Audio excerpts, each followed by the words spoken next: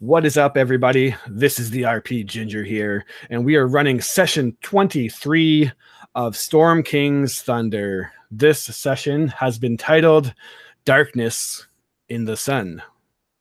We are short a member today as Morgan, aka Warrendell, is unable to join us, unfortunately, but he is having a great night, I am hoping, and I will be playing Warrendell for the matters where it is needed.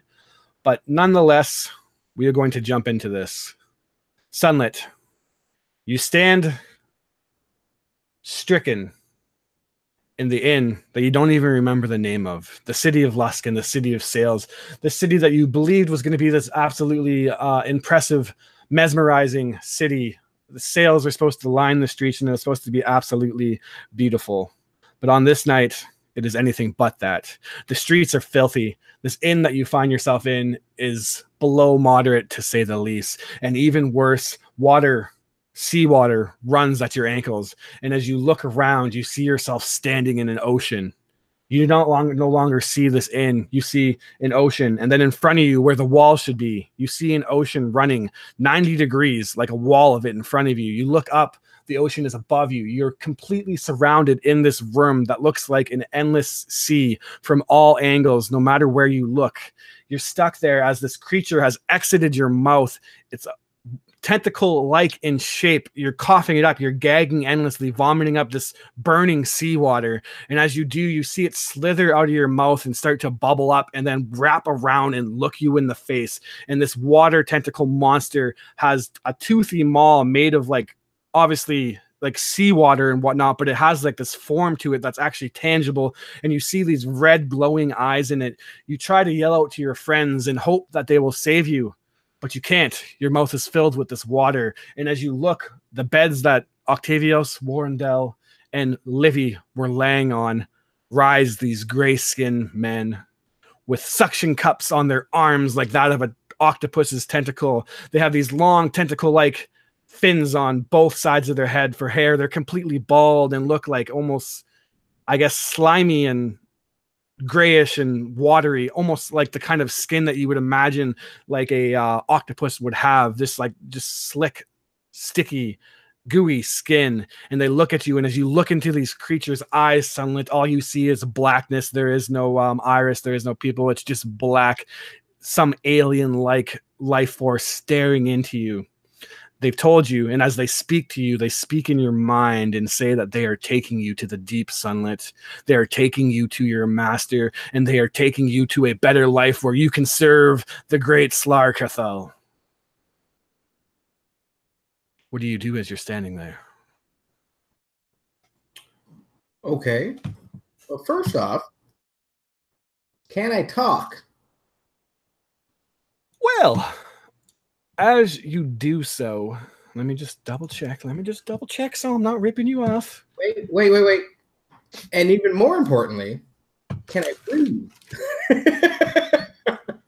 So, you know that awful feeling when you like swallow water and it goes down the windpipe wrong, and then you cough it up and it comes out of your nose? You're stuck in a perpetual state of that feeling. So technically you're breathing, but as you do, your breath, that you can't necessarily breathe out of your mouth because this thing is like just flowing out of your mouth, like you're just projectile vomiting it out. But your nose has like seawater dripping out of it, but still you're able to kind of like, as you're coughing it up, breathe ever so slightly out of your nose, but it is painful and obviously just literally the most uncomfortable thing. You're kind of like in that state of almost drowning.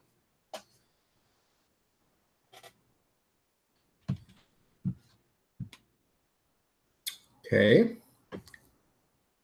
They speak to you in their head and they say, "Do not fight us.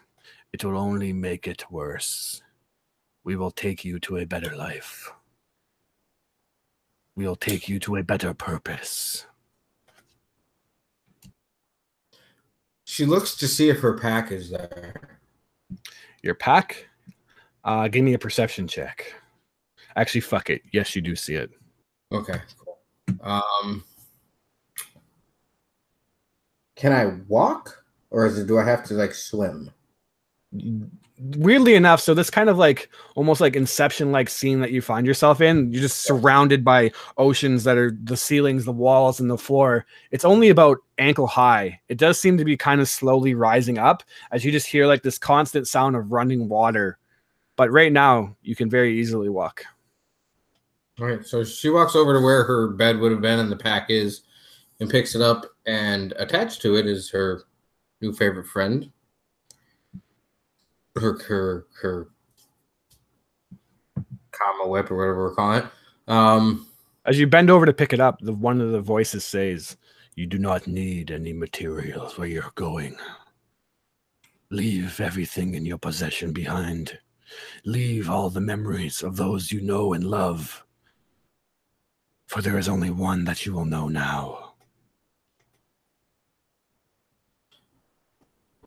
And okay, so there's this creature still coming out of her mouth. So at this point, you're kind of like, it's not flowing out anymore, but it is connected to your mouth and just kind of like hanging there. And it whips around and looks at you. This creature is actually not the thing that's talking to you, but as it does, as you move your head, it kind of follows you and is always like making direct eye contact at you. Like if you do one thing, this thing is going to come at you and just bite your face. All right, so I do that thing like when you are finished puking and you just try to purge everything out of you, so that it feels like there won't be anything left inside you any longer. It's still a part of my body? It is seemingly connected to some part of your innards. Wonderful.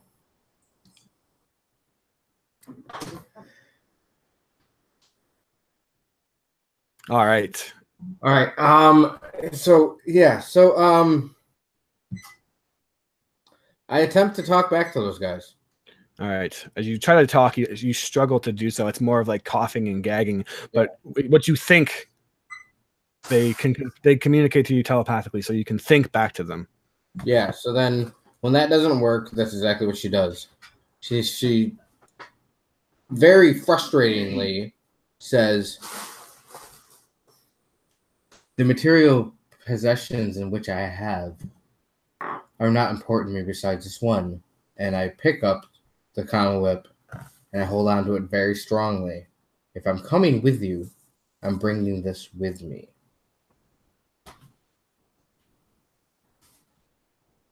They say, "It will cost you." It may cost you if you tell me I can't bring it. They don't even listen to you say that, and as they say it will cost you, it has a price. And as I talk, it kind of like echoes endlessly, reverberating off this wall of seas. And then coming from like the ocean, a bed levitates up, and you see Octavius laying on the bed. They send images into your mind, this time not even speaking to you, of you walking over and cutting Octavius's throat.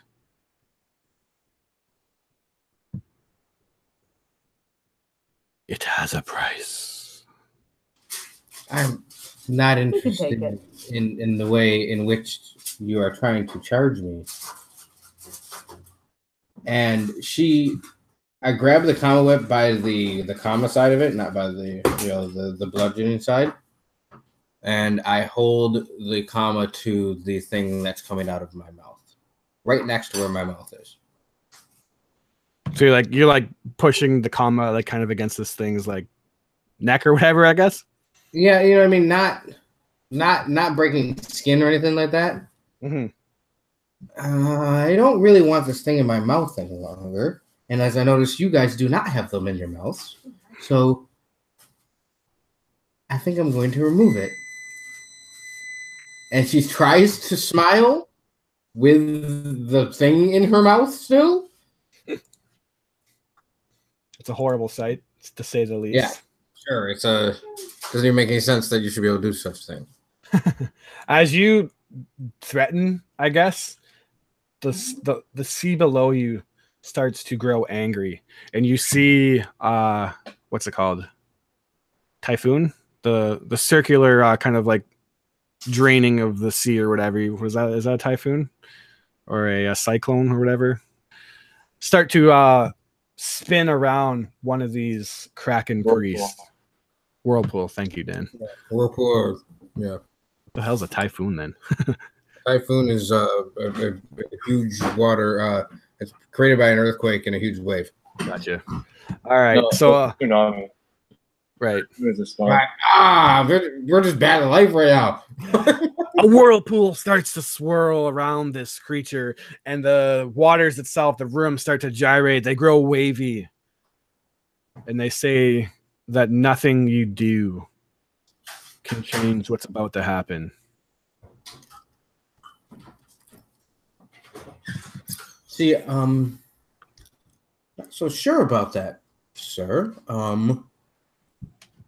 Because if I was dead in my life, none of this would happen. You've been marked, he says. You've been chosen. You've been selected. For what? You will be reborn. Into what you are? It doesn't answer you. It starts to walk towards you. This whirlpool flows up and starts to circulate around its waist high now. Water starts to kind of hit you in the face, emanating from it. All right, and I'm still Whitebird. I still look like what I've looked like the whole line. Well, since we left the fortress. Yes. Do I? She kind of feels around her body. Are any of those barnacles on her body still? Yes. They're actually like even more gross now. Like your skin is kind of like half grown over it. Like it's literally just part of your skin now. And fur is starting, like small patches of fur where it is starting to fall away and just be like barnacles. But obviously like, you can hide this. Like your arms are still pretty normal. Your face is normal. But maybe like your rib cage and your back is getting pretty disgusting. Okay. I would think that she has a belt in a way that she would attach the comma to her belt, and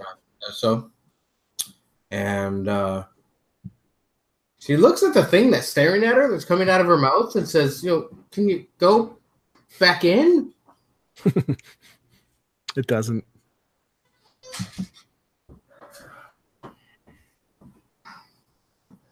She looks off to the two creatures in front of her and says, "Let's get this over with." And she looks dejected as she says that. So she kind of they start to approach you, and are you being defensive, or are you just going to let them approach you? She is certainly not showing a defensive stance or anything like that, but I would like to ready defensive stance if need be. Okay. So yeah, they're going to approach up to you if you don't stop them, and then they're going to grab you each by the arm and start to drag you. Is this really necessary? They don't answer. I'm coming willingly. She shouts it within her head.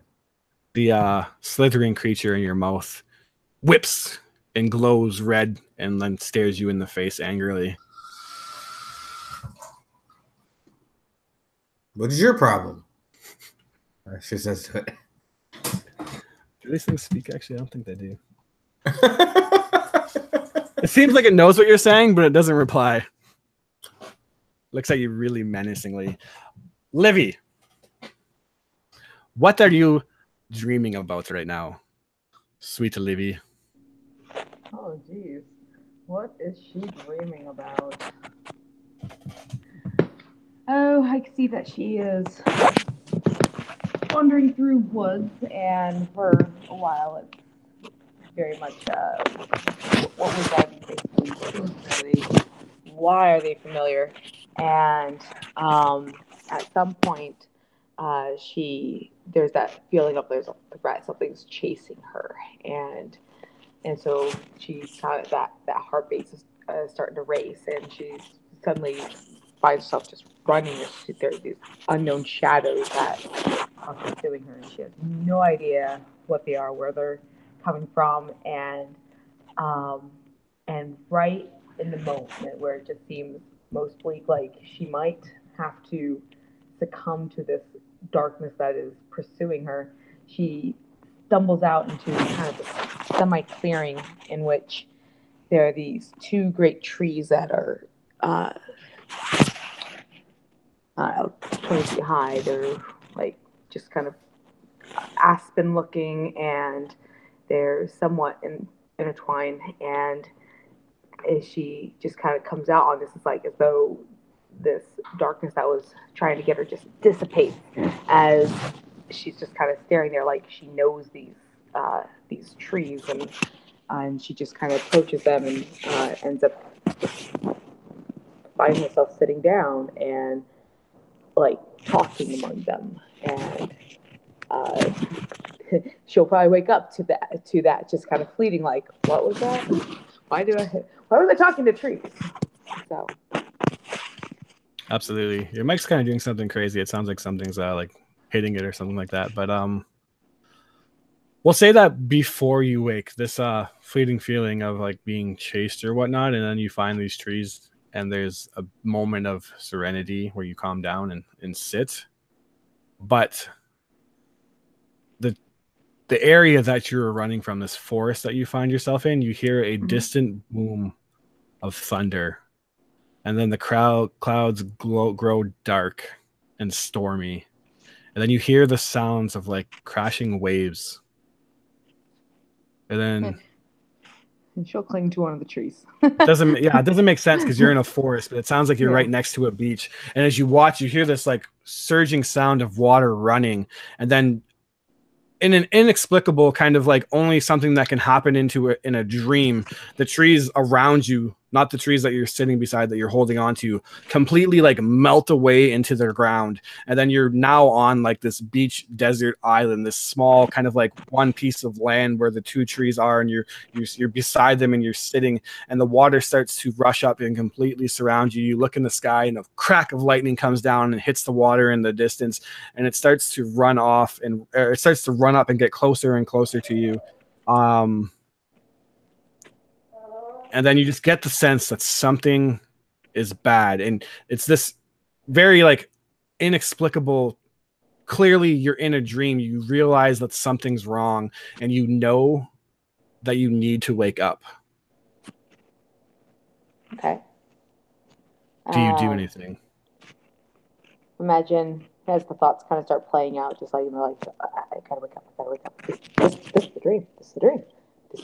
Wake up, Livy. And she's like kind of doing that, tapping herself, and like if this like storm thing is kind of still happening, if the lightning's going, like she might even like just kind of start screaming like, Livy, wake up, and just like trying to do anything until she like, I guess, would wake up almost in a fit as she's just screaming, just like, up, and bolt right up and just kind of look around and probably just shaking a little bit and wiping the sweat from her brow real quick, and quickly try to assess her surroundings. Like, what? Okay, was this? Why am I so agitated? Like, other than I had a bad dream. You rip yourself out of bed and you're looking around, and before you can even process or kind of like calm yourself down, you instantly realize there's something very wrong with this inn that you're in, this room. The walls themselves are seeping with water, and as you look down, the room is kind of flooded to about ankle high, and you see Sunlit standing there, just completely still. And it's shadowy. You only see it because like you see like the kind of momentary glitter of her eye, and then you see two entities that have her by her arms and are dragging her out. And then for a moment you swear, although it's so dark in this room that it's hard to tell, that there's like some kind of snake-like creature hanging off of her in some way. All right. So when she stumbles out of the bed, like, is she splashing in water? Ankle high, yes. Okay. Yeah. It's very cold. Yeah. Ooh. So she kind of jumped home, just take us, word, Sunlit, and she quickly like starts fumbling over as best she can, doing her mental note of rapier, and since that, even though she's been using the main garden a lot, it's still that instinctual, at least something that she can summon to her. She's like, her mind kind of recalls that she's like running after Sunlit in the you need something to attack with, and so she's making her way towards Sunlit, hopefully she was loud enough for Tavius and Warren to Octavius, stir. you're ripped from your sleep as you hear Livy screaming, wake up to herself. But as you think so, you think that you're the one that she's screaming at to wake up. You shoot out for bed, suddenly shocked also, a very abrupt awakening. And everything that I just explained to Livy, you immediately see is wrong with the room too. And as you look across the room, you see that Warrendale is also awake. Everybody roll initiative. Oh, yeah. You too, yes. You're allowed to fight as well if you wish. Okay.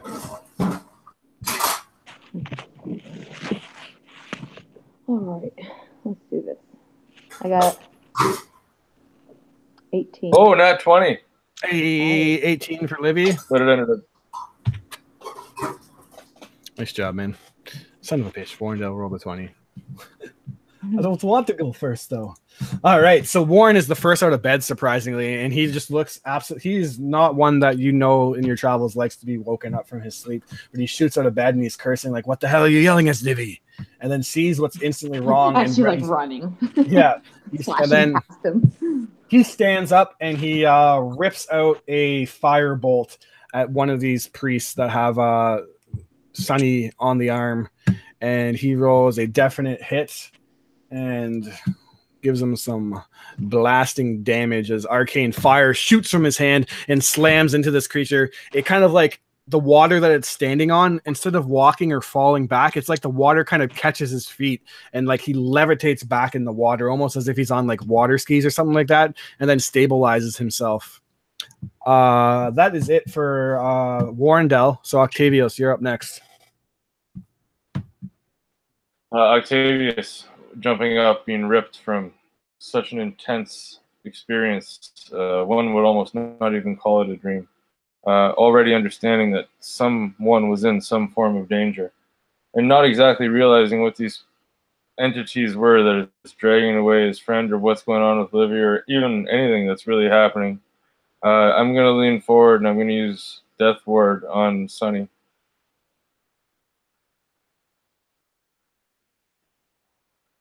So Perfect. Is that an action or a bonus action? I believe it's an action. Yeah, that's definitely an action, actually. I'm Definitely. going to double check. No, that's an action. Touch. So you run up and you touch her. This radiant kind of shield or breath of life flows into sunlight, obviously protecting her from a terrible fate if it does become of her. Anything else you'd like to do in your turn? No, I'm just going to prepare myself, ready my Warhammer. Not ready in action or anything like that, but I'm just going to adapt to what's happening in the room. All right. Livy, you're the next to go. All right. I try to get my mute off. Yeah, she is going to be swinging with her rapier. Die. Or let go at one of those creepy entity things. And she's going to roll. Maybe I should grab Maiden's Garden. I rolled a 9, so I'm pretty sure that doesn't hit. But she has an extra attack, so obviously she's going to. You rolled 9 with modifiers with Maiden's Garden? Oh my! No, not with Maiden's Garden. Oh, with the rapier. Yeah, I have the rapier. That's what I'm saying. I wish I did. But she doesn't do much better, as she's like. Probably she is still like half asleep, kind of in this like as though her mind's like wanting to stay in this like dream, and she's like fighting to be like, no, wake up. And so it's like her body's trying to like automatically work, even though she's not like super conscious of what she's doing. It's like, I'm throwing my sword, but no purchase, as she rolled a 9 and then a 10. Perfect. Yeah. The this Kraken priests, we're going to call them. You charge up to with the rapier, but as you dodge in and you kind of do one of your fancy footworks and parry and stab, the creature just like literally like levitates back with like speed, as if he's just like skiing on these waters. And then you go in again and he's over to your right quickly. He's next to act, and with you engaged with him, he is going to start mumbling these arcane, dark, powerful words. And as you look below underneath you, you see the water starts to grow black, completely engulfing this room. These black eel-like tentacles, again, it's a tentacle, shoot up from the ground, and everyone make me a dexterity saving throw. That's on Sunlit, Octavius, Sunny, or not Sunlit again. Everybody. All 20, y'all. 21 dex save. That's going to do it for you. Excellent. That's a 17. Warrendale makes it, I believe. Sunny, you're at disadvantage because of exhaustion. I can't remember exhaustion. Get out of here, Moth. What you thinking? Being attacked.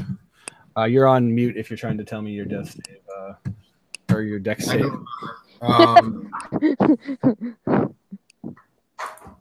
Give me a second.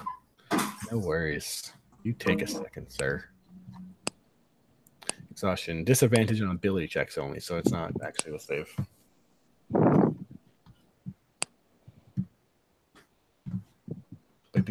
Oh, well, while I'm waiting for you to roll your thing, everyone that passed, so the DC. I did.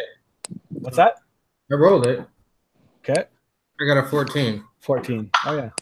I forgot. So everyone that rolled higher than a... What is this guy's freaking DC? Gosh dang it. Anything that rolled higher than a 14, so everyone made it, actually, takes half damage of 11. 5. Yes, sir. Or ma'am. Eh. All right. So the room completely engulfs with these black tentacle-like eels, and they try to wrap around you and deal this bludgeoning damage as they whip around the room and thrash. Everyone's mostly able to get out of the way, but they've completely swallowed this room, so it's kind of hard not to take full damage. Next up, we have Sunlit.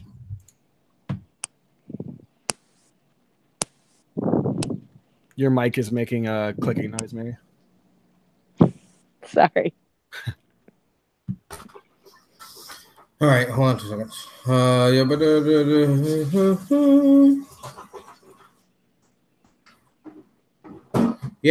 take 0 damage because I have evasion. So, such a good for you.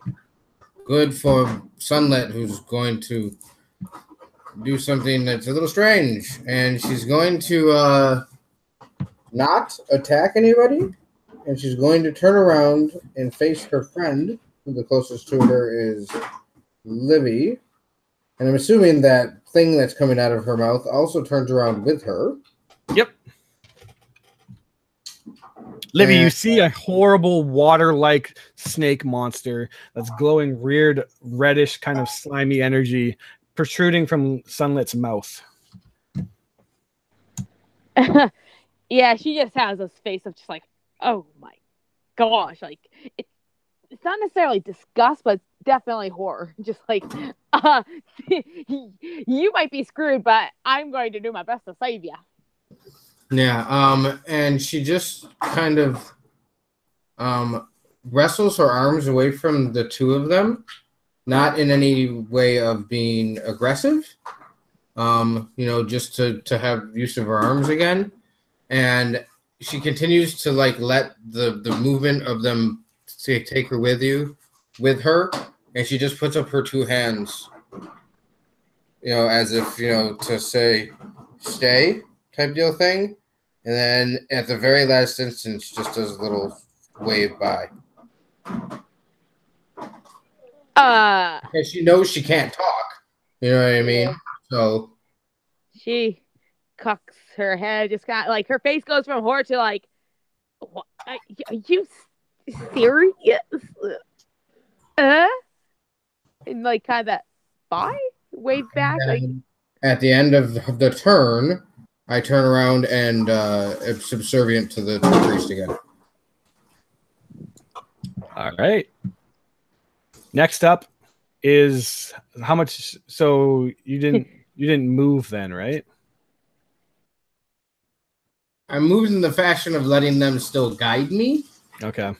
But I did not take a movement, and all of that was my action per se. Yeah, I got you. I mean, so no, and The intention is that Sunlight is going to be subservient to these two men and not do anything but follow. Perfect. You hear in their head, in your head, both of them speak to you at the same time and say, "There can be no witnesses." And then the other one said to the other, you don't know how you know, but you know they're directing it at Warrendell. And it says, and they say, "Kill them. Kill them all and leave no trace. Let the ocean swallow their bodies." Before you get to act, the tentacle water creature, this slithering tracker, whips out from its mouth. And Octavius, you're basically touched Livy or Sunlit, right? So you now see this creature too, and it glows this like menacing red color of like some kind of like a primal creature warning you that you done fucked up by coming into its territory, and it is going to attack you. This thing that's hanging out from Sunlit's mouth, and it bites into you at the first attack, a miss, and then a second attack, it comes through and rolls a 17. I guess I could be trying to attack you, Nope. but that misses. You pull up your shield or your armor, and it just boof, boof, slams into you twice. And as it does so, it kind of like makes this hissing motion, but no sound comes from it, and you just see slimy water dripping from its maw. The other Kraken priest is now up, and it is going to look at Warrendell, who already attacked, and it is going to make a attack, and you see it kind of like hold its hand up like it's waiting to grab something, and water shoots up from it and literally like makes this water like quarterstaff, and he just literally controls this water in his hand and turns it tangible, swings it around, and then swings at Warrendell with it. And he rolls a natural 19 plus mods. He is going to hit. And as he does hit, holy mother of God, the damage.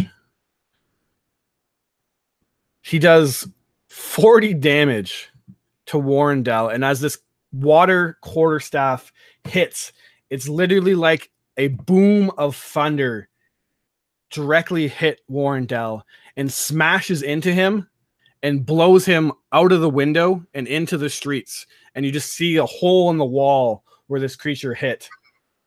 And Warrendell no longer there. And you look out the window and you see that he's like in a heap in a merchant's like tent, picking himself up. And he yells out, picking himself up, bleeding, coughing up blood. And he yells out to you, Sunlit, that you're not saying goodbye.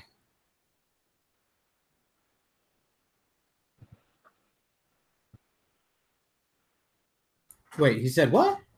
Saying to you that you're not saying goodbye. Warren is saying that, or the creature saying that? Warren is saying that.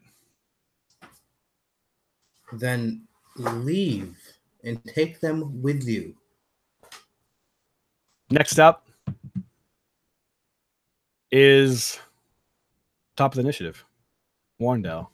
He will use his, I believe he can do this, levitate ability from the pennant. You see this bandana that he has on himself, and as you look at him, you can tell that he's very badly injured, and he begins to levitate upwards. He calls you something like an idiot or something like that. He definitely insults you, and looks at the Kraken priest and says, "You hit like a sissy." Levitate is his action. I believe he can bonus action a cantrip. So he's again going to fire a firebolt as a bonus action, burning some sorcerer points. I think it cost him to do so. And he hits the Kraken priest again and does a total of 20 or 11 more damage. Octavius, you're now up, and you just seen the power of one of these priests as they hit Warren. What do you do? But keeping in mind, Sunlit did tell you that, or basically gave the motions like she's surrendered. But the creatures haven't stopped, attacking. Fair enough. When I was in the temple back when I was learning and I was studying, did I ever come across these creatures? Is there any way that I can tell what they are? Or, like... History check, I guess. This is a pretty high DC. DC 25, honestly. Well, why would you do that, man? Because not a whole lot is known about these things. Nothing you've ever heard of has told you about something that would be like this.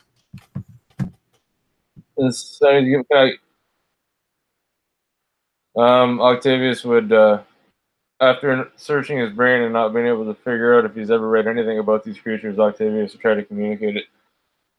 What's going on? Sonny seems to want to go with you. I just need to know what's happening. Will they communicate? Will they communicate with you? I'm trying to think if they would even deem it worth their time. Roll me a persuasion, I guess, to see if you can pique their interest enough to talk to you. No, they don't respond. Only a 10. They don't respond to you. You don't even seem like they're worth your time. Basically, they look at you as like a lesser thing, almost like scowl as you try to talk to it.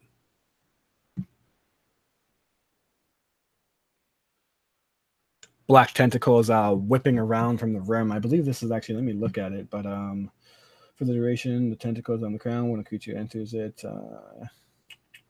and at the start of their turn. Yeah, you got to make me a dexterity saving throw. Okay. That's a fail. So you take 15 damage. All right. At that point, taking damage, this kind of surrenders.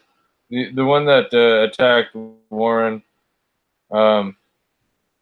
Octavius will go over to it, and I'm just gonna try to hit it with my warhammer and see if I can even make a dent in this thing. What one is the one that I'm looking for? Kraken Priest, I guess. Yeah, Kraken Priest 2 is who hit Morgan. Sorry. Okay, Kraken Priest 2. Or sorry, 1. I actually did the damage to the wrong guy. Hold on, let me change that. There we go. Yep. Kraken Priest 1 is the guy who hit Morgan.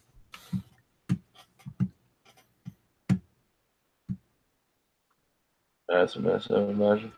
Why does it say you hit with 10? Is that its AC? It's AC's 10. You hit. Beautiful. Yeah, so just not even knowing if I can phase into this thing with my warhammer, but wanting to let it know that I'm upset. Possibly not even trying to hurt it, but just realize that I'm there. Octavius will swing his warhammer and try to hit the Kraken Priest for 8 damage. Cool. Did you do it? Yeah, it says you did it to it. Okay. So as you hit it, though, you realize that instantly you strike the creature true. Maybe, or you say you weren't necessarily trying to do damage, but basically it resisted your attack. It has resistance to your damage. Anything else on your turn? You see that Warrendell is pretty much almost unconscious, but he doesn't look like he's on his way back up. Yeah, he's levitating right now, and blood is kind of trickling from his mouth, and he's swearing profusely at the Krakens and saying that they are just like shitty spellcasters, and that if they think that they can take the cat, like who's he going to be making fun of then if they take Sunlit?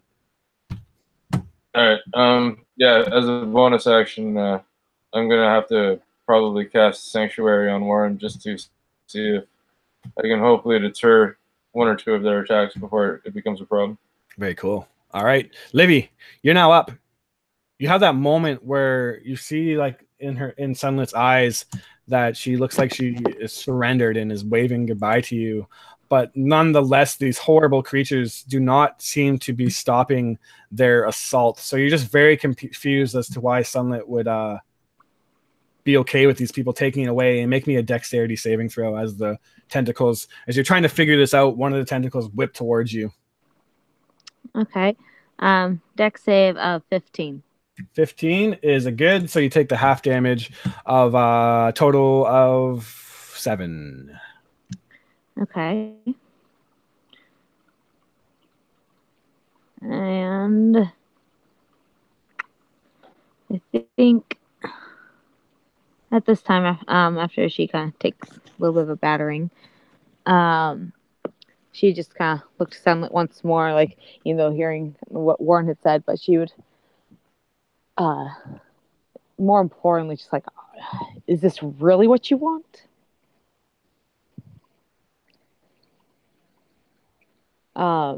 Even though it's like, yeah, we got the one guy who's been told to kill us all. Yay. You didn't actually hear that. They're speaking telepathically to each other. But never mind. Their I, actions, the player, their actions, know it's going to happen. But their actions speak louder than words, as they absolutely almost decimated Warrendale in one speak. So, like, you get the sense that these guys are very hostile towards you. Mm-hmm. So yeah, you know that they're not good guys for sure. Yeah. But again, she does to Sunlit just kind of like just like, are you are you sure? But she can't respond to anything. She's just gonna, like, that moment will pass real fast and she'll just go on in with another, hopefully a little more alert and prepared this time, with 2 attacks. All right, bring it.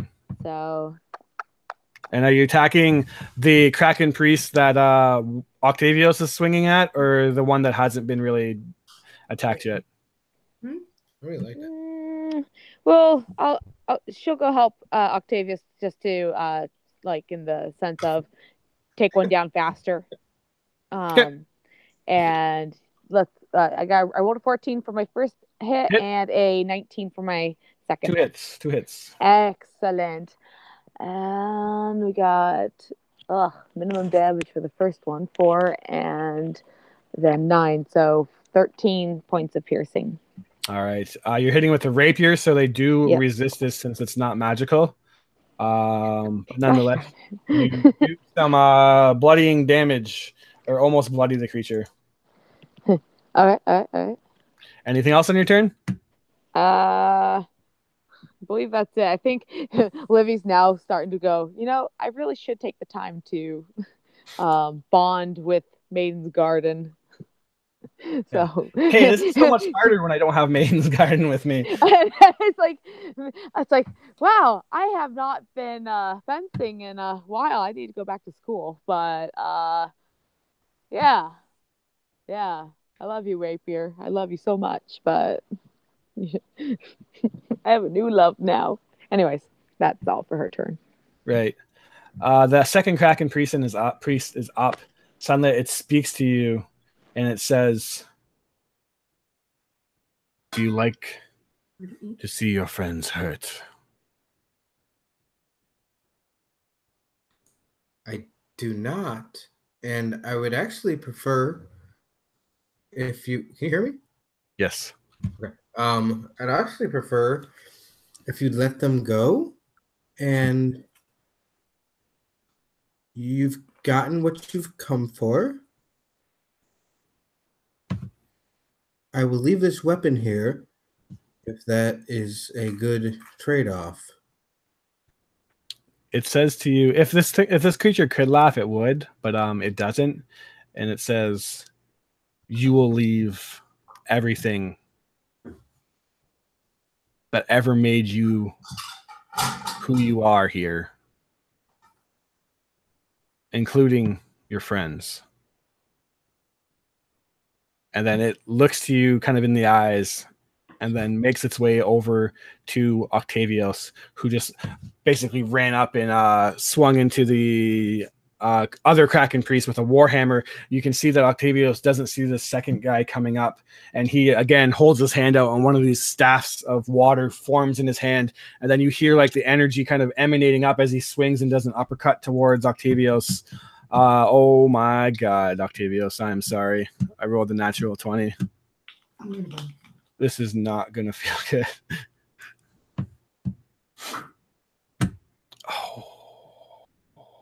Oh, Octavius, you're super unconscious. You watch Sunlit as these entities walk up behind, or this entity walks up behind Octavius, and you've always known Octavius to be the strong, withstanding man. He's faced off against giants and held true, but this creature walks up behind him and just swings against the side of his head, the back. He doesn't even see the attack coming, and you just see Octavius crumple and fall to the ground. And it says to you, I think that you like watching this. They're not your friends. You have no friends. Only a master now. Sunlit, you're up.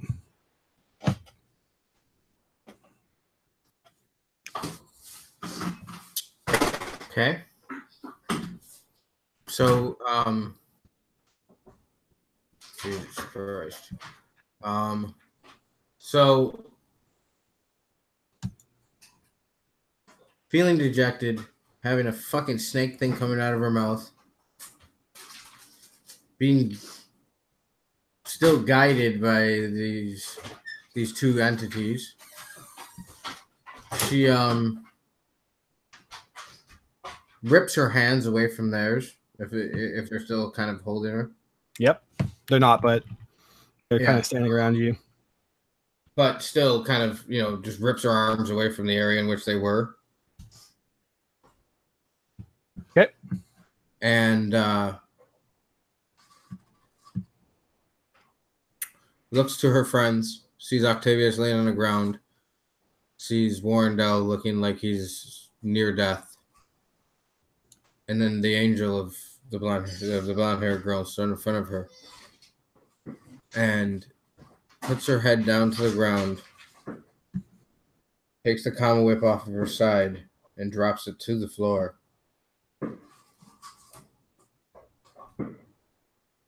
And begins to strip her robes off of her. She looks up to Livy with a face of a broken woman and doesn't know if this is going to work or not, but tries to telepathically talk to her.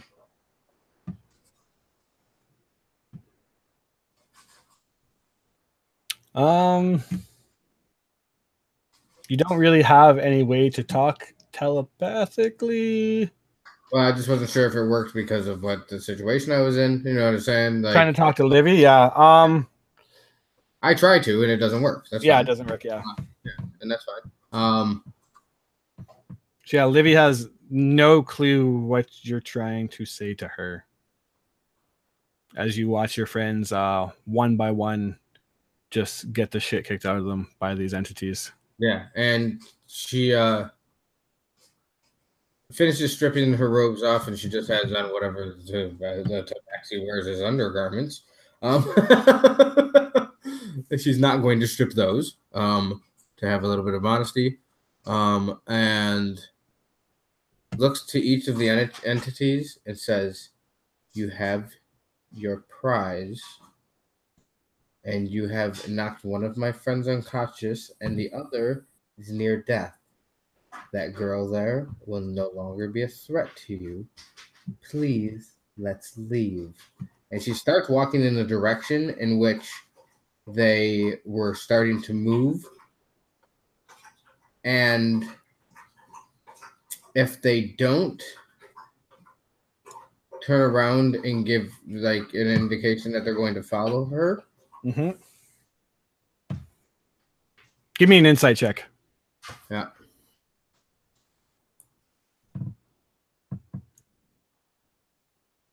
It's not a terrible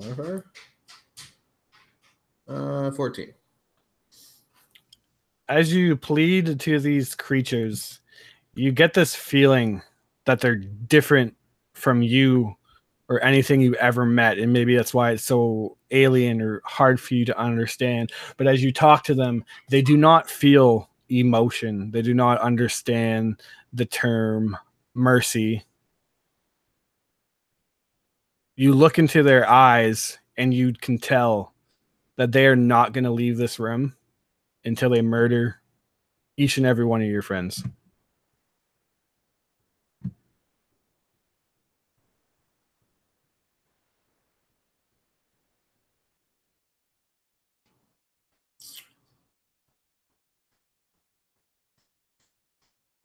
All right, so she. Oh, you motherfucker.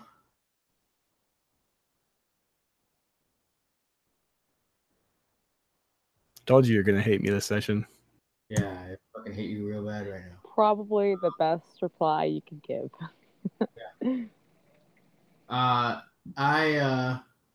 She,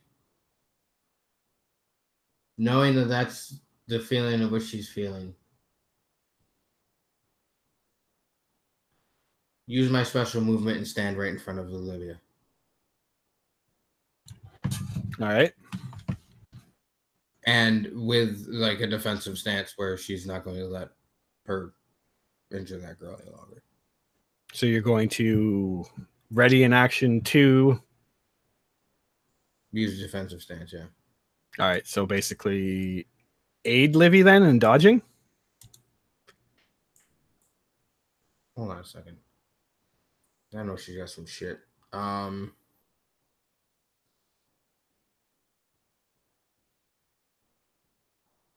No, I'm going to ready my big thing that I can do. So let me see what that's called again. Searing Arc Strike. Your Kamehameha. Yeah. But the big one. All right. And I'm going to put all of my key points into that if it happens.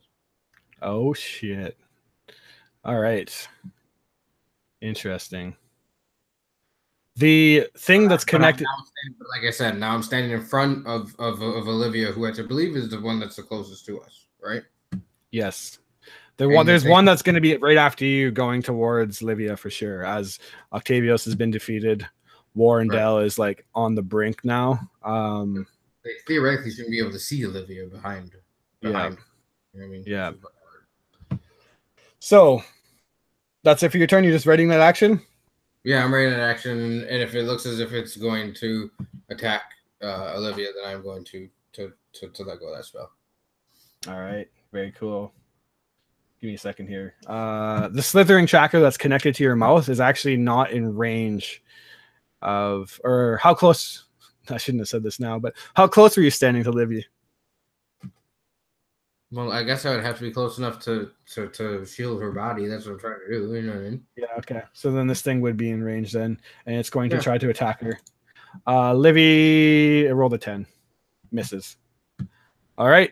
The Kraken priest that's now was marching towards Livy, thinking that it actually, amused isn't the word, but intrigued by the fact that you would defend yourself. It starts speaking to you and says that it is of little importance to us if we take you conscious, unconscious, beaten, broken.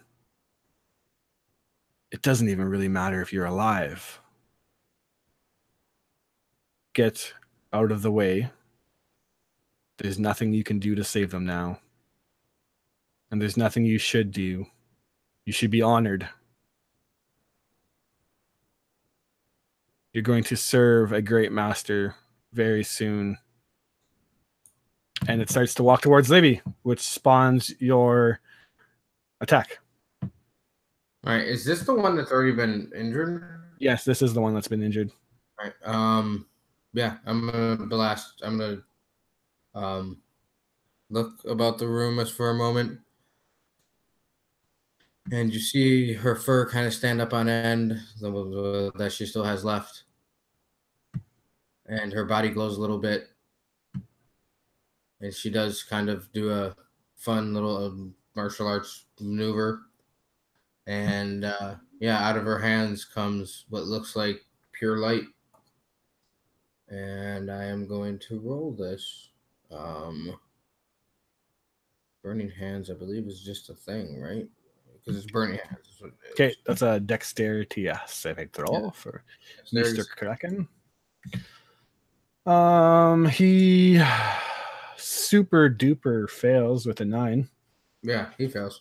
And it's actually a 15-foot cone. Is the other guy within in that cone as well? Hit Octavius. Yeah, I guess he would be technically. So then he has to roll as well. Cool. 11. Wow, these guys aren't dexterous. Yeah, they're not dexterous at all. So like I said, I'm blowing the whole load. That's all my key points. So that is first level, second, third, fourth, fifth, sixth. That's a 6th level spell. Because I can do it. Because I can do it to my to my monk level rounded down. Yep. So I can do that. Yeah. So it's a 6th level. So that is going to be 3d6 plus. Wait, you say monk level rounded down? Yeah. Let me make sure I read that right again. Wouldn't that be level 3 then? Or wait, half a monk level or monk level rounded down sounds weird. Equal to half my monk level rounded down.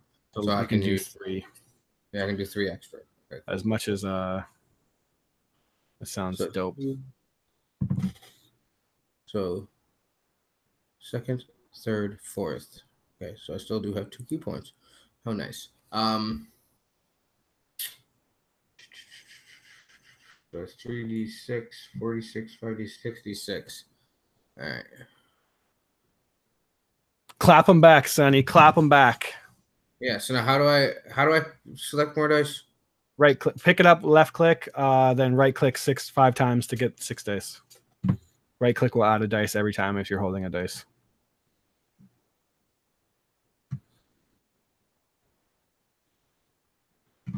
$22 damage. So as you're standing there, and you have this realization, this is probably one of the darkest moments you felt in a long time, if not forever.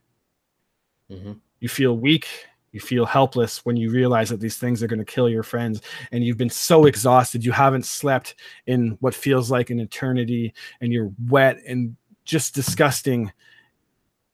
And as you look at Livy, you look at Octavius, and you look at even Warrendale maybe, and you think back to the moments that you shared, the life or death situations that each of these people have gotten you in and out of, the times that you have saved them, and you realize that in no way could you just sit here and let these things kill your friends. You rush over, and as you look around the room, it's soaking wet with water and pure just dark. It's just as if your vision is getting dark and the room is blackened, and you stand there, and as this creature comes and says that there's nothing that you can do, you channel this energy. You think of the light, you think of the sun, you think of your father, the priest Henrik, and you channel everything that you have in you, and even things that you don't have in you, and light begins to form in your hands, and you just blast it forward, and literally it's as if the sun itself has exploded from your very palms of your hand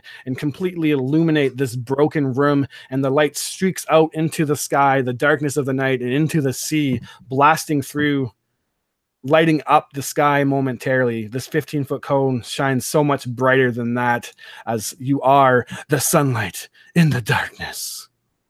You do 22 burning radiant damage. You take down one of the priests. The other one is badly injured. Anything else in your turn?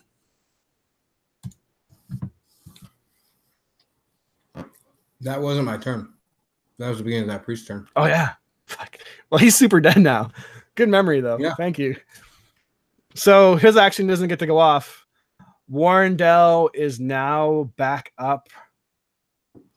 And he is going to... What the fuck would Warrendale do? Shielding his eyes from the blast itself, he kind of puts them down now and sees that there's one more of these Kraken priests left. And looking at his spells, he is going to cast Fear, I think. That makes sense. That could be useful. Let me make sure something here. Reading up Fear, sorry. Blah, blah, blah. Wisdom saving throw. 12. Warrendale's DC has to be higher than 12 at level 7, I would imagine. So... while the creature is frightened, it must stick the dash action. Okay. You see Warrendale bleeding profusely, levitating in the sky. And as he does so, electricity starts sparking around him. And you see this almost like shadow-like energy kind of emanating from him. His eyes grow electric, and he starts speaking in a voice that's maybe not even his own. It's darker, it's lower, it's more guttural. And he tells the Kraken priest that he is next, and that Warren will go to whatever depths this hellish creature came from, and he will kill each and every one of this creature's knowing anything. It's family if it has a family. It's friends, it doubts it has a friends, but Warren swears that he will kill them all. And this creature that doesn't necessarily know human emotion feels fear for the first time. Octavius, you're now up. Octavius, sorry, you're doing a death saving throw. Fuck.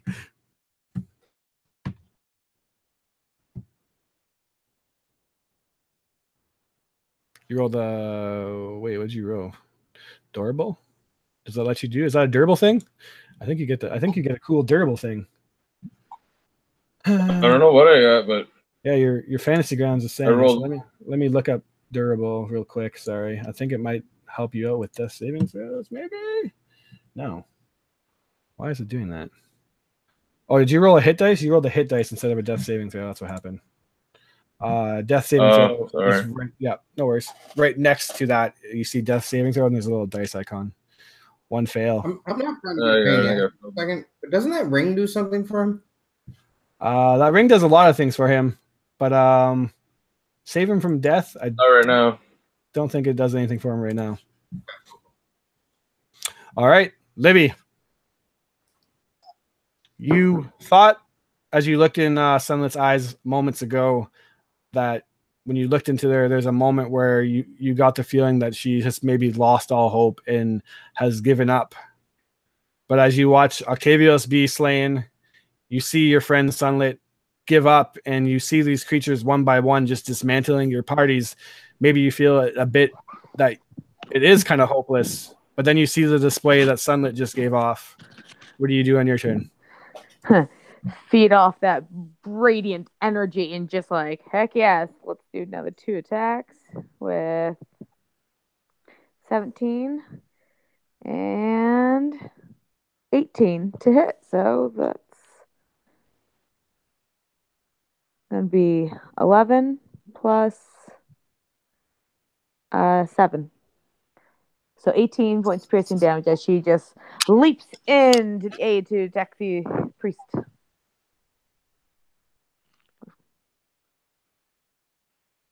You are muted. I was getting so into it. I'm like, this is awkward silence. What did I do wrong? You rush in from behind Sunlet's back, water kicking up from your feet as you do, drawing your rapier. You kind of let out a battle cry and double hand thrust right into the creature's gut. It's resisting your attack, but you don't care. You and your friends cannot be defeated. You lip out again battle and cry.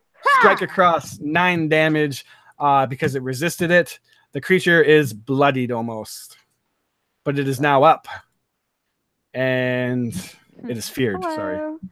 Yeah, I forgot that's completely feared. Does it make a save on its turn? Shit, I forgot to read. Give me a second. Sorry, guys. Fear. While the creature is frightened, it must take the dash action and move away the safest route possible unless there's nowhere, blah, blah, blah. And then on a successful, at the end of its turn, creature can, or wait, if the creature doesn't have line of sight. Okay, so it dashes away. It will provoke opportunity attacks from both of you two, if you wish to do so. Does Livy wish to oppie attack? Yes, sorry. Bleh. Go ahead and do so. Does Sunny wish to opportunity attack? And 18 to hit. Woohoo. Definitely a hit. Do your damage. 9 points of piercing. Also a hit for Livy. Do your damage. 9 is turned into 4 because of shitty resistance. And Radiant Bolt, you're key blasting her, so that's pure damage. Creature is now bloodied for sure and dashing away. How far does a Kraken priest move? It moves 60 feet away into the. It actually jumps out of the window falls down about 10 feet, kind of rolling into the street, and then you see it running off into the distance to the west towards the sea. As it leaves the room, the thing inside you're connected to your mouth, Sunlit, it looks at you, hisses, no sound comes out, and then rushes towards your face as if it's going to attack you, but then just you swallow it and it's gone. What? That's some freaky alien Wait. going on there. Like, You swallowed this motherfucker the whole time? What's that? Are you trying to tell me I could have swallowed this damn thing the whole time? No. Okay. I'm not trying to tell you anything. I'm not trying to tell you anything. But you definitely didn't try to swallow it. Okay. Yeah. All right. Just So kidding. yeah. That puts up Sunlight. Wait. Yeah. So it doesn't get to go. Actually, I acted it out of turn, but yeah, the thing inside your mouth is going to. Okay. go So I back in. didn't have to move. I didn't have to use my crazy movement thing because No, you're correct. yeah. All right. Well, I'm gonna use it now. And all right. So how far is it from where we are to where the window is that it jumped out of? Like maybe 10 feet. Okay. So I'm gonna move. All right. This is where she gets crazy. So give me just a second to make sure I do this right. All right. So I can. What is that? How far is it to the ground? Maybe like a story, 15, 10 feet, 12. So are you gonna say I'm gonna take damage for jumping out the window? You can give me a cool little parkour check, acrobatics, if you want. Well, I can. I don't care. I'm just gonna use because my reaction is part of my turn, right? Yeah, actually, you're like so agile and stuff that I'll just say passively. A 10-foot thing for you is not a big deal. Because I'll just and I would also just cast slow fall as a reaction. So, You're fine. Whatever you want to do with that. So yes, so she's gonna do that, and then she's just gonna start moving. And I do that thing where I can move 120 feet. So. And I don't move a whole 120 feet because I'm gonna shoot because I don't have a weapon because I fucking dropped it on the ground. way to go. What's that? Way to go. Yeah.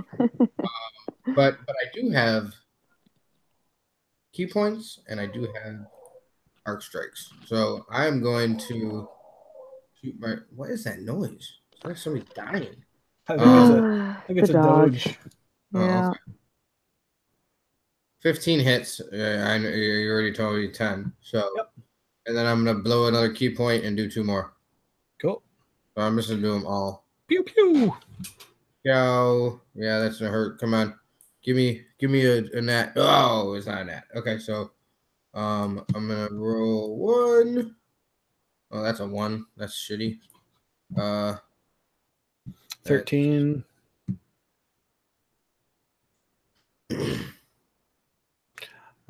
19 or 19.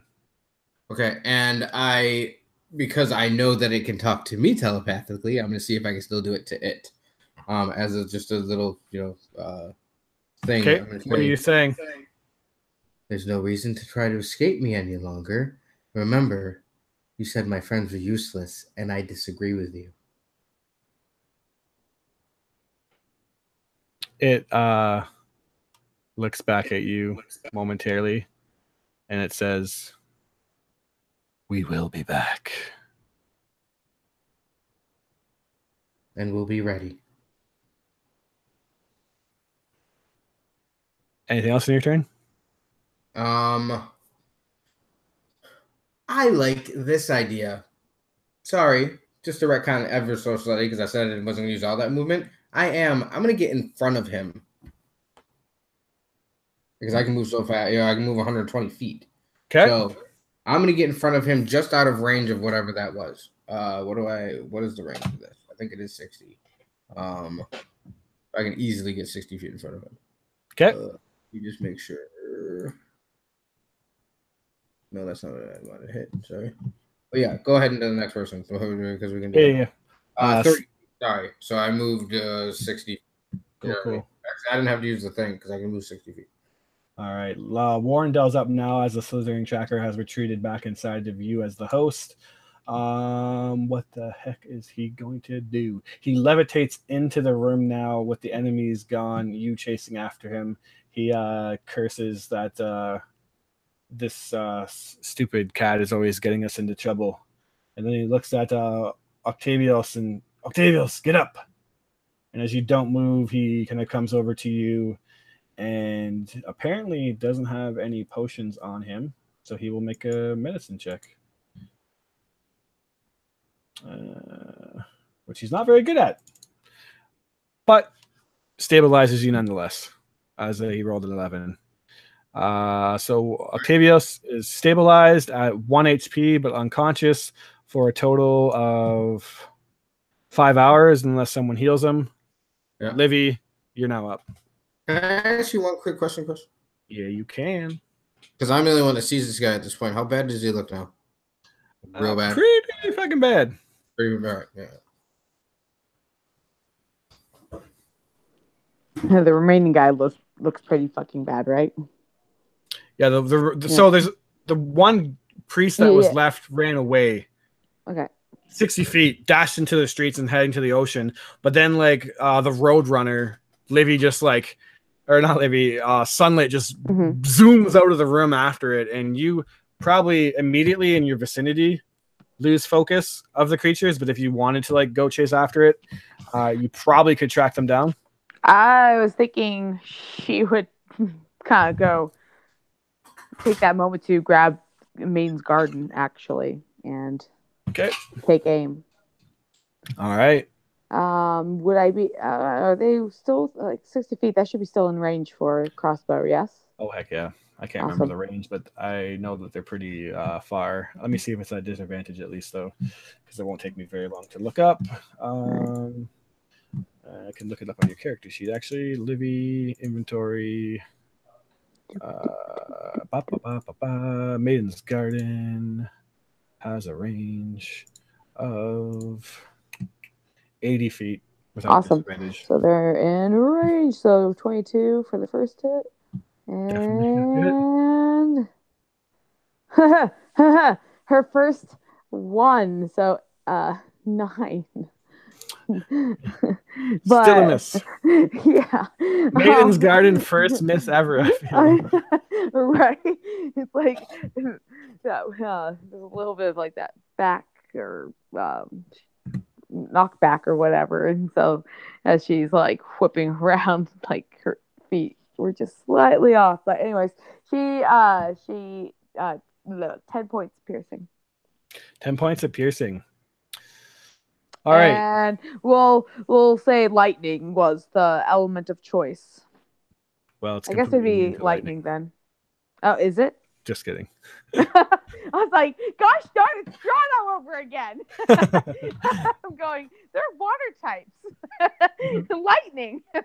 The reason you miss your second shot is because the first shot, crackling lightning circling around the arrow as it flies through the streets over Sunlit's shoulder, right square into the forehead of this creature.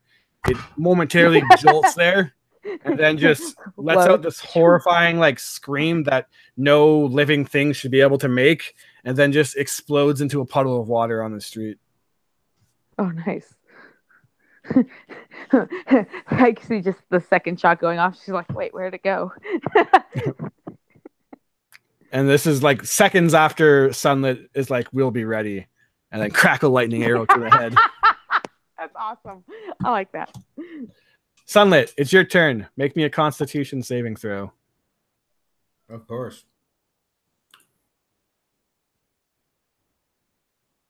Oh. Yeah, this is great.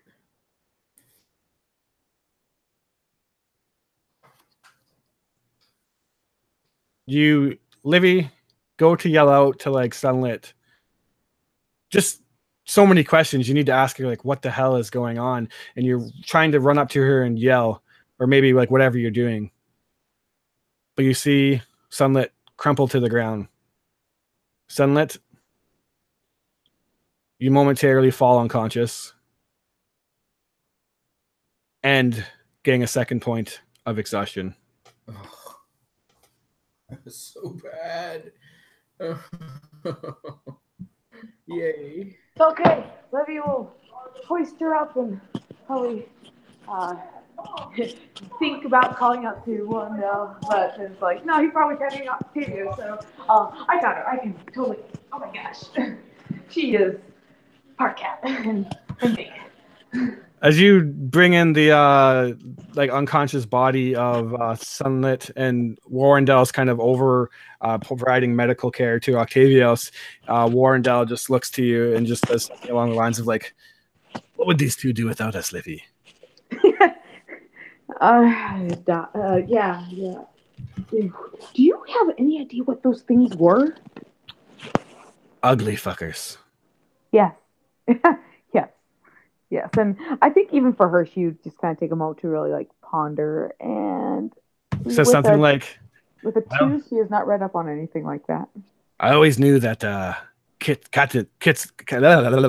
cats like fish, so it makes sense that she was trying to run away with them, but those were some poor choice in fish friends. And he would ask, do you have any potions to help Octavius here? I'm sure that he can help. I'm pretty certain that she does, but you'll have to look in my inventory. Check in the inventory. You, my friend, are a hoarder of potions. That's where all the potions are. Holy shit. I'm like, Tavis looks awful. Goes to like pull out a book as she's like thinking about like, what were those creatures? You know, I bet I have a book in here that has the hey, I have a potion. This might be helpful. Several vials start spilling out of your bag as you have 2 superior healing potions and 2 greater healing potions. What the heck? Okay. The superior do 8d4 and the greater do 4d4. Take your pick. I think if Tavius looks really like, yeah, well, he's knocked out, so she's like, yeah, I think the superior here. I don't know how much points to him. Roll 8d4 of healing points. Yeah, so okay. 8d4. Yeah, it's 8d4 plus 8 for superior.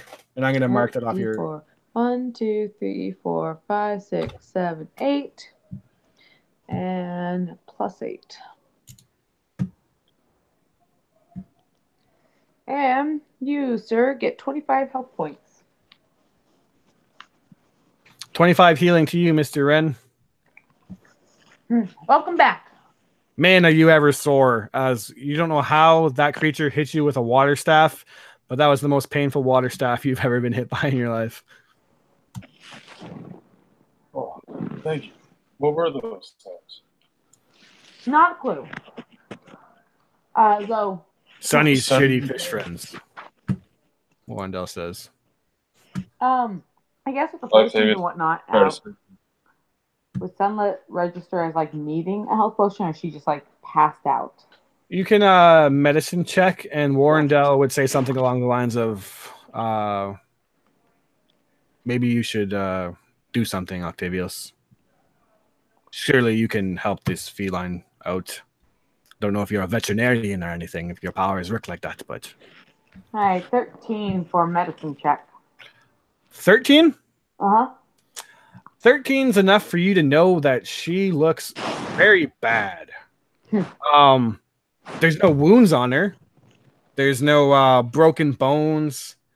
But nonetheless, she looks... 13's not enough to discern what's going on, but she looks very sickly. You check her back and you see that the barnacles that are growing on her are literally deeply embedded in her skin. There's patches of fur that are falling away. And I guess tabaxis probably don't like sweat, but maybe her nose is like really cold and what is it, cold and dry when they're sick? I guess. But I don't think she'd have much of that knowledge. I think for her, she'd certainly be kind of scouring her brain going, I'm pretty sure health potions don't really help much with that. And would probably then just be like, hey, Warren, we probably should... is there still like ankle deep of water in this inn? It's now as you look up, because you guys kind of like jumped out of the window, right? Kind of like a shitty waterfall, like lightly trickling down, draining out, but there's no more water just pouring out from the walls. It's as if whatever water was trapped in here is now kind of falling out. At which point you see the innkeepers come in and just like, what the hell are you guys doing up here? This is going to cost you quite a bit of money. You have ruined my place. You think we did that? You adventurers always partying, causing these issues. She just kind of shakes her head and says, "Sure, sure." This is going to cost you 300 gold. She's going to. Well, and she's like, "We will be happy to work that off for you another time. But right now, our friend is not well, and then we'll ask Lauren like if you can help bring her, and she'll start like prestidigitation on stuff. Like, let's start the drying process."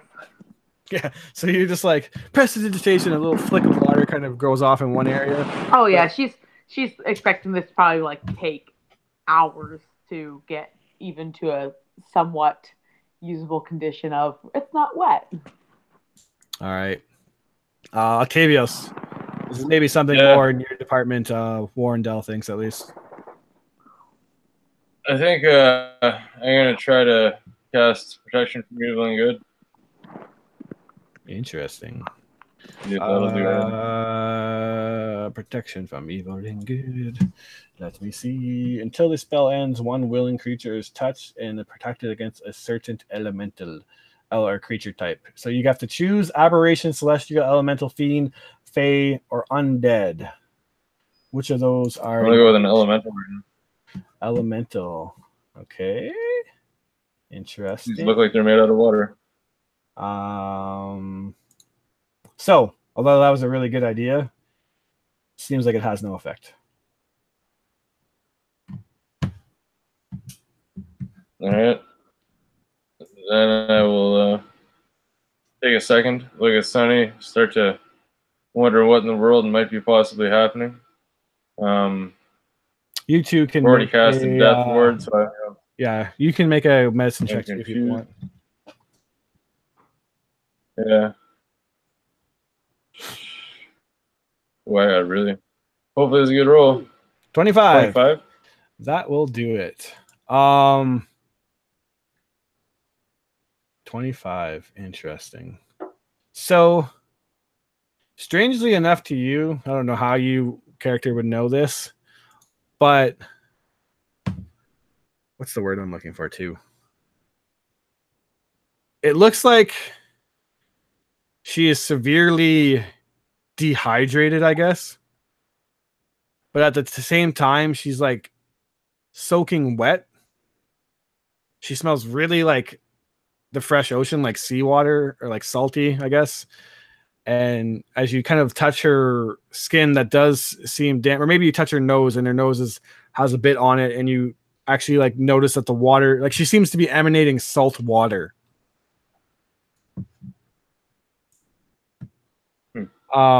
Clearly this is something not natural. That goes without saying, I guess.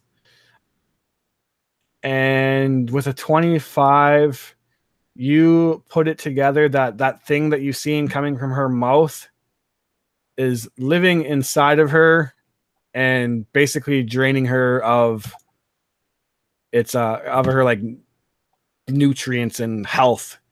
And basically she has a salt water entity living inside of her, and that obviously isn't good for anybody. I'm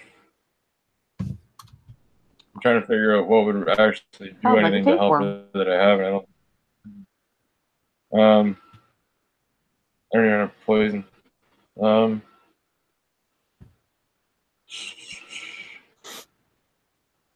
Yeah, I'm gonna try to I'll do my best to give her a sip of water from my thing, and I know thing is probably stealing her water, and then I'll just cast mass healing word would be the strongest thing that I can think of right now. Okay.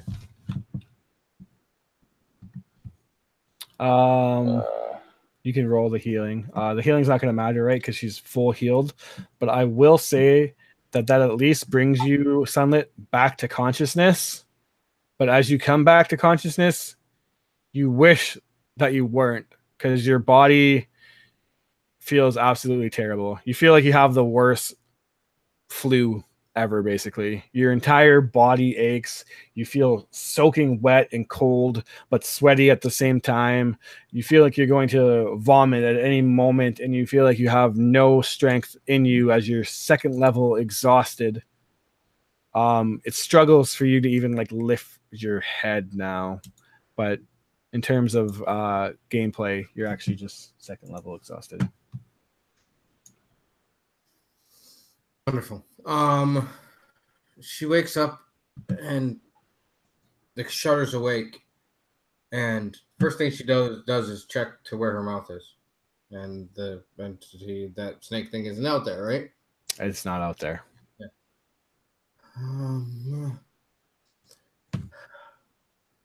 And she's kind of licking her lips. Maybe does that cat thing to lick her nose, and opens her eyes and sees Octavius healing her. Oh, my friend. And she kind of leans over and vomits out a whole bunch of water. Yep. And looks back up at him and goes, "Do you have any way to make actually me not be awake?" And she kind of laughs again and vomits out more water.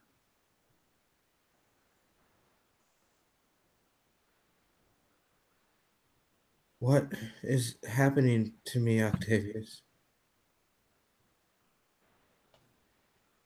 Something that I can't tell right now. God, it's confusing. It's really starting to piss me off. And then can I do possibly another check? Like you said, it's a demon. Can I tell? Did you say it was a demon? It is not a demon. What the heck would that be to identify a creature? Let me look at the skills here. Not survival, not nature. Oh, as you're figuring it out, she looks up at him and goes, "I just had the weirdest dream. You guys were there and we're fighting these water creature things that said they were gonna come get me with.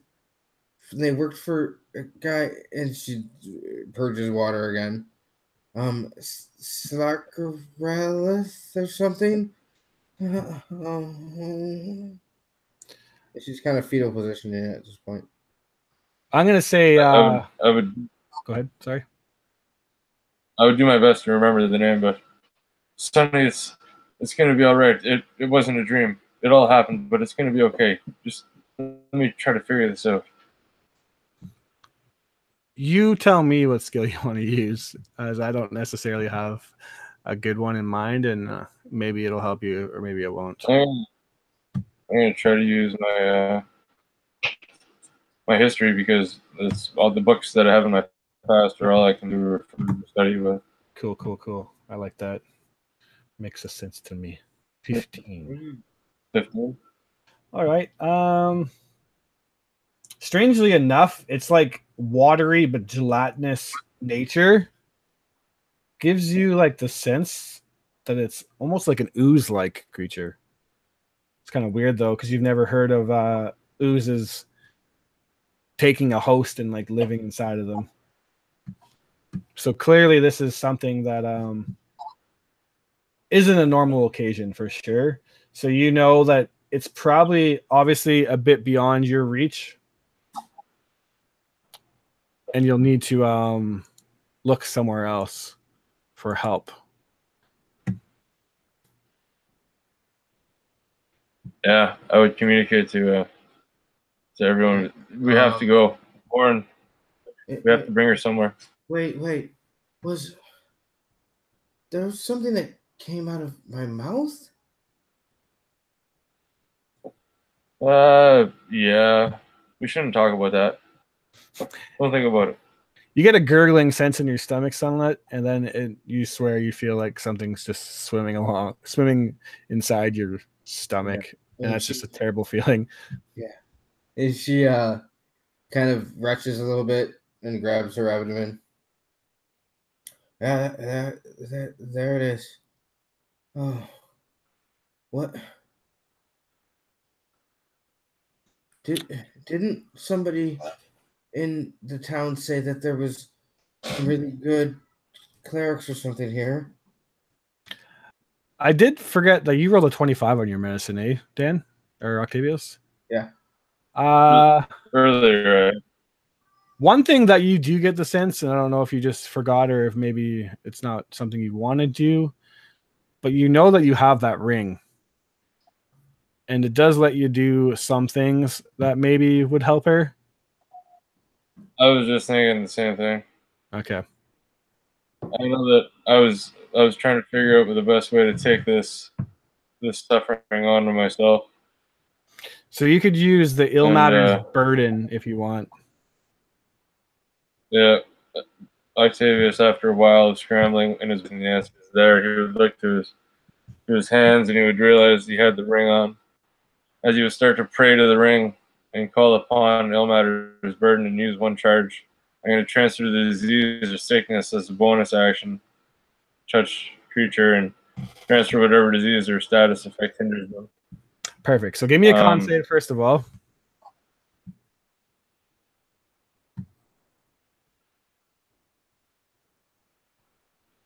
You pass the save, 14. And now spending one charge, you take one of her exhaustion points away and give it to yourself. And as you do, you feel maybe what Sunlit has been dealing with for the past 10 days or so. You feel cold and wet, and your skin becomes instantly clammy, and you actually hold your stomach and wince in pain. And after a few moments, you too begin to start regurgitating bits of water and just nauseous and weak and sore. Sunlit, you feel a bit better. You're down to 1 point of exhaustion, and now make sure you spend a charge, Octavius, from your ring, as it does have certain amount.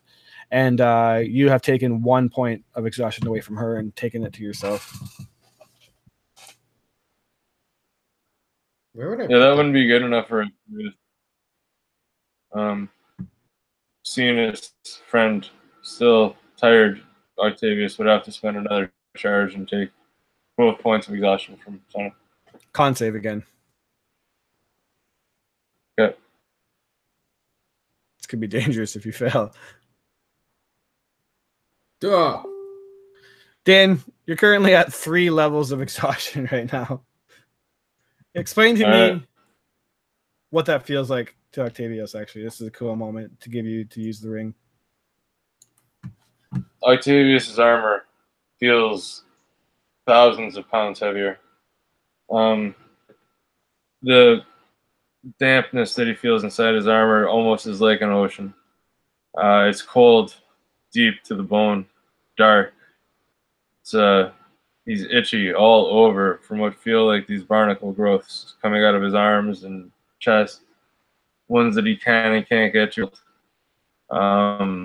His eyes pure red, as though he's had his eyes open for way too long against the salt water. Dry and painful as his sinuses are reaped from the constant pressure. It's just a wild feeling that's driving him down into the ground, and it's almost hard for him to hold himself up.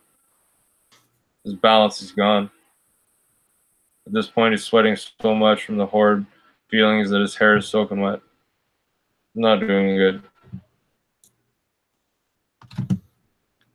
But nonetheless, you look at Sunlit's face, and you see that a bit of the clamminess goes away.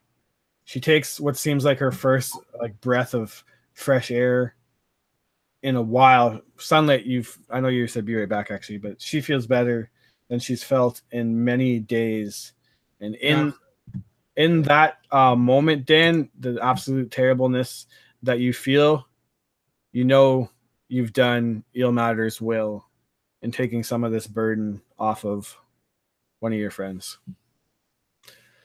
Pick yourself up, knowing that this is what you were sent to this earth to do, bear the pain of others, and somehow you find the energy in you to strengthen yourself. You stand, you stumble for a bit, and you pick yourself up. You're drenched in sweat just from doing that, coming from your knees to a standing position.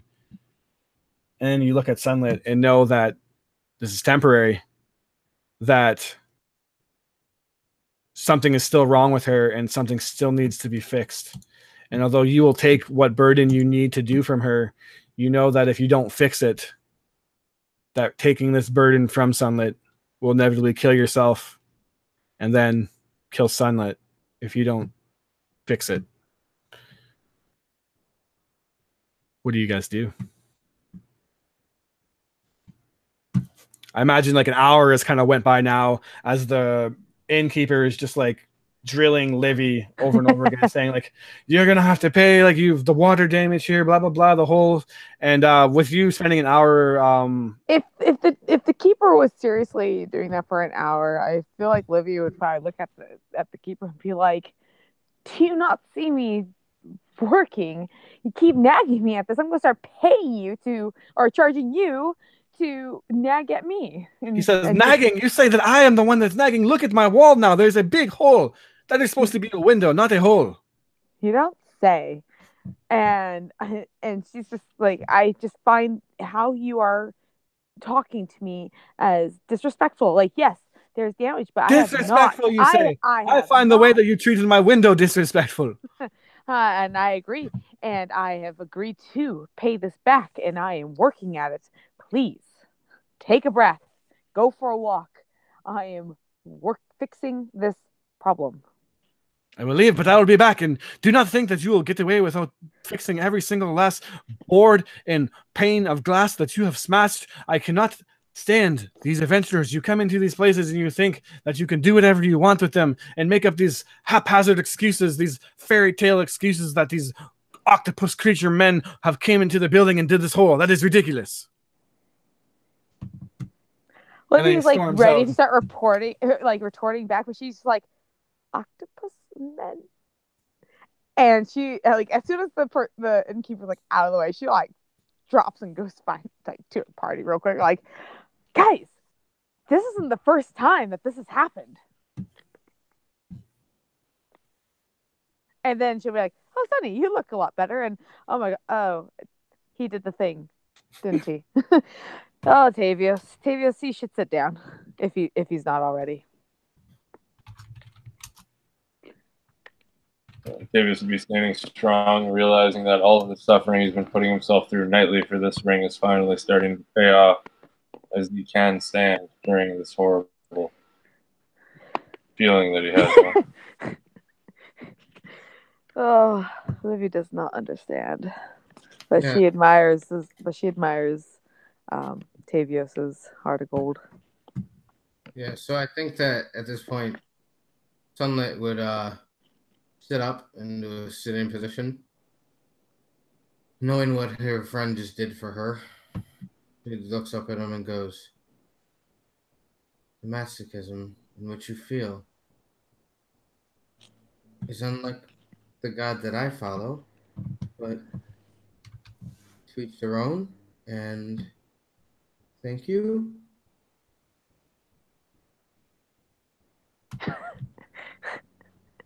Livy then is just like, try to pick something.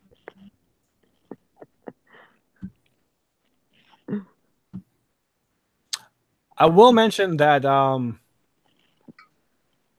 you notice that Warrendale has been like pacing back and forth. And he looks mad.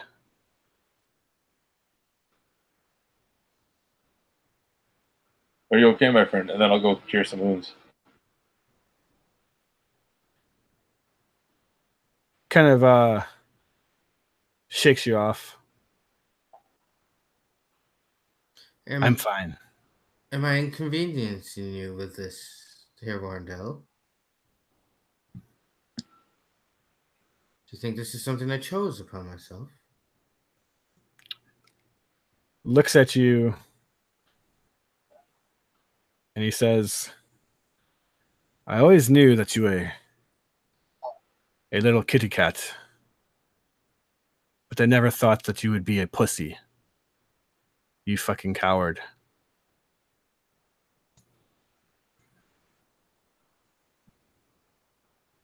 And I feel as if she was probably looking at the ground or something.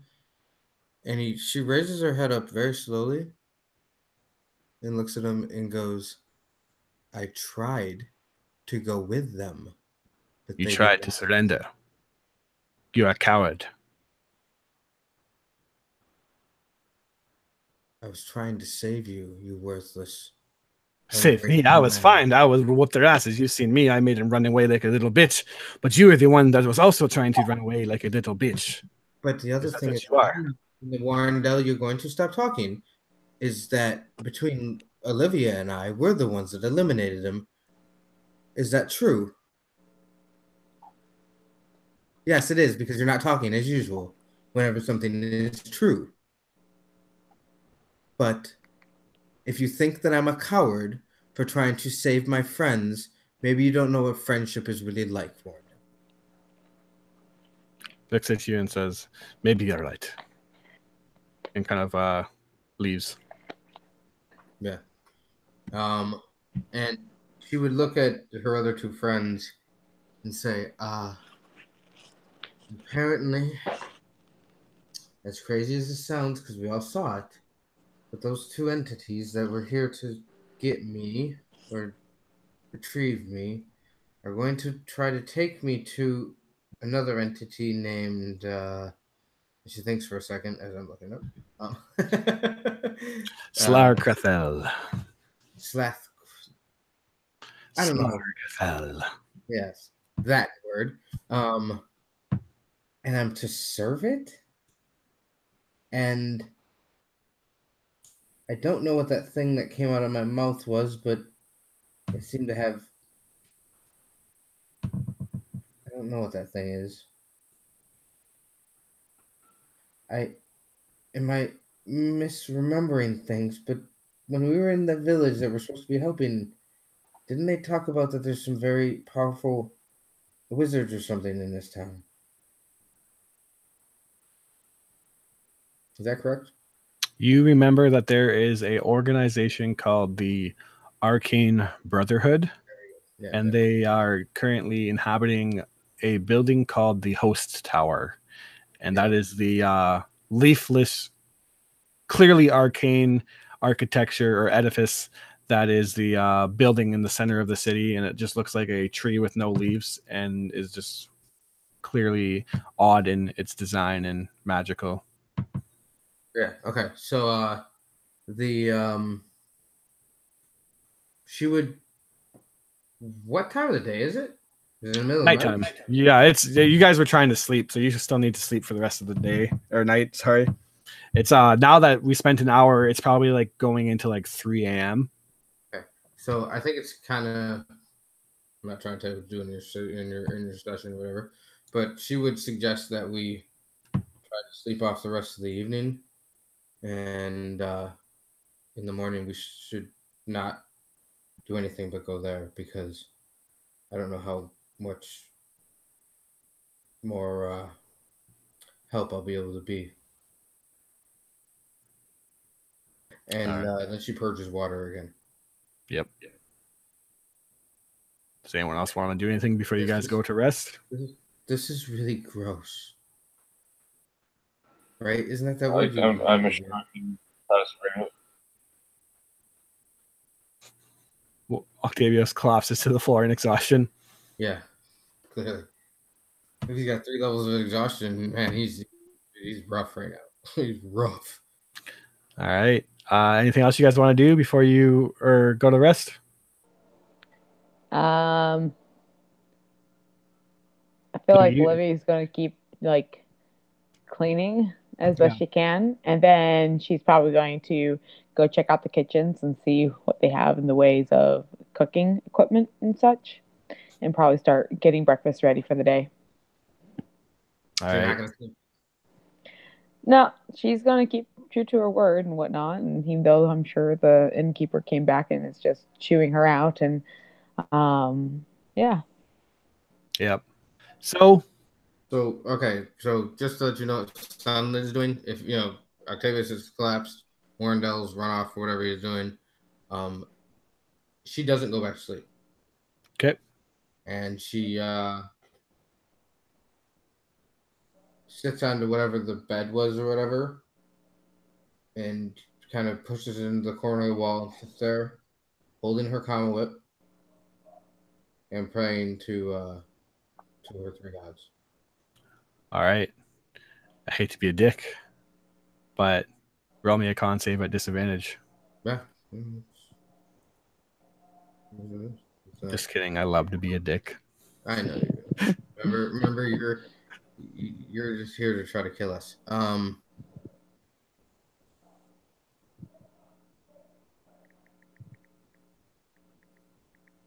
That's 4. You don't sleep through the night. You pray to your gods. You ready yourself at any moment. You feel like those creatures could come back. You feel like if you fall asleep, you'll sink into those nightmares dreams of the ocean. And in the distance, you can hear the waves crashing against the shorelines of Luskan. And when you hear it, each time it crashes, you cringe. Because you know that there's something out there.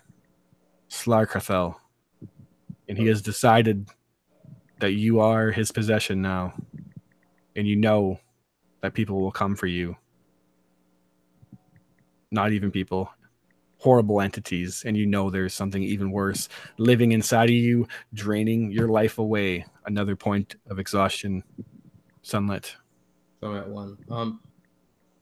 Do you know where would that go in Fantasy Grounds? I'll figure that out after. Because there is a way to do it for sure. And I'll make life easier. Yeah. With that being said, though, I don't really want to go too much further without Warrendale. I think that's a pretty short session, but I think we at least hit an hour and a bit, so that's good for me. We will address next session with you guys trying to get to the bottom of this seemingly difficult issue that has now arisen from the depths of Sunlit's stomach.